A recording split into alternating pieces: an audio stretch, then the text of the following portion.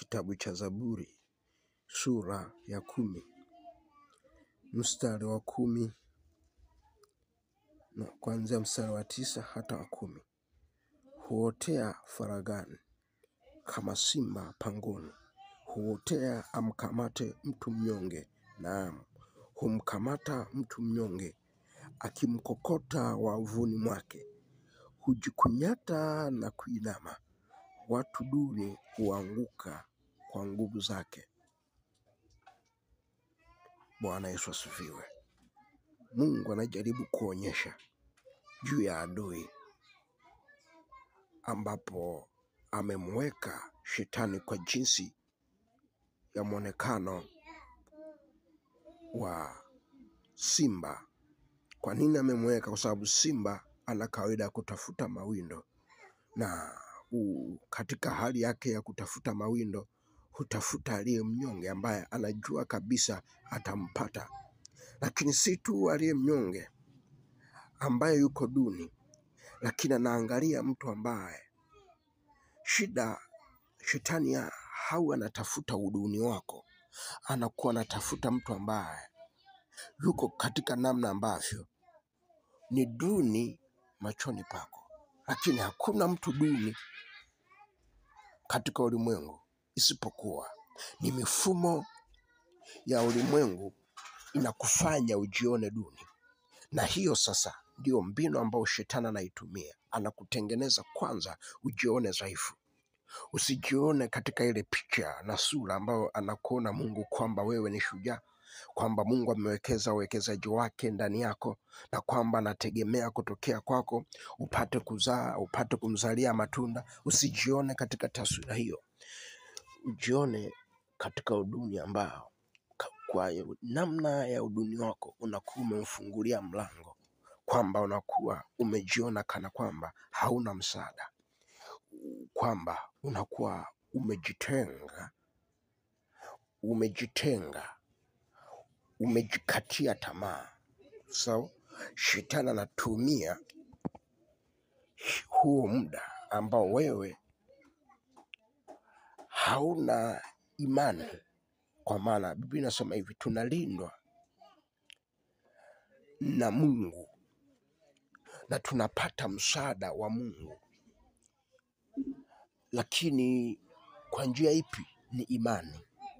Imani ndio inayovuta msaada wa Mungu, inavuta nguvu za Mungu, inavuta uwepo wa Mungu. Ukijikinai ndani yako ukapoteza imani, manake sasa ndo kunakuwa na taswira hii ya kwamba ndani yako unakuwa mnyonge, na Mungu hajawahi kumuumba mtu mnyonge.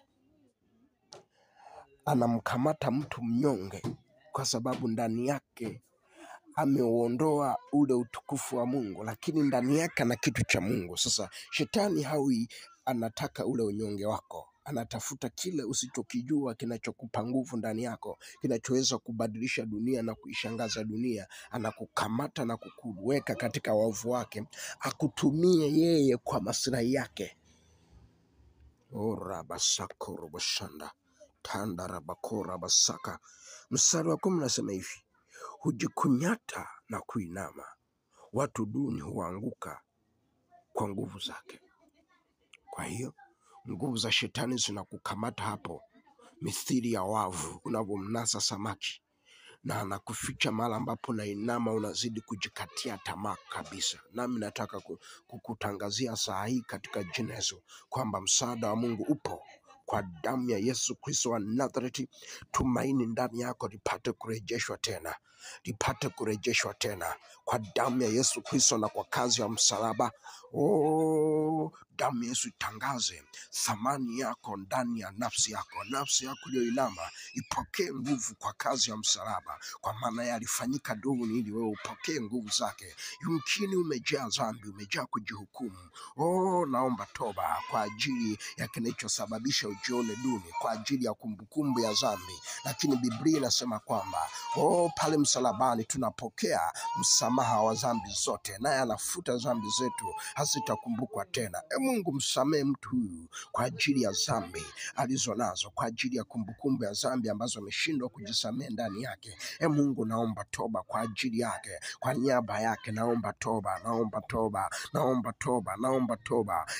Bwana, kama nilivyosema, tubuni mrejee, tubuni mrejee. Basi Bwana, namrejesha kwa toba hii, nikikusie Mungu uliye hai, umrehemu Bwana, upate kumtangazia nyakati mpya ambazo Bwana utajifunua kwake, na kutangaza nyakati mpya ambazo Bwana utamdhihirishia juu ya nguvu zako ndani yake, ajue ulichokiwekeza ndani yake, apate kusimama katika nafasi yake, apate kukuzalia matunda wewe, asimzalie shetani, katika jina la Yesu Kristo wa Nazareti. Inuka kwa damu ya Yesu, inuka katika jina la Yesu, upate kusimama katika nafasi yako tena, upate kusimama upande wa Mungu tena, huo unyonge upate kukuachia katika nafsi yako, katika fikra zako, katika nia yako, miguu yako ipokee utayari wa kumfuata Mungu.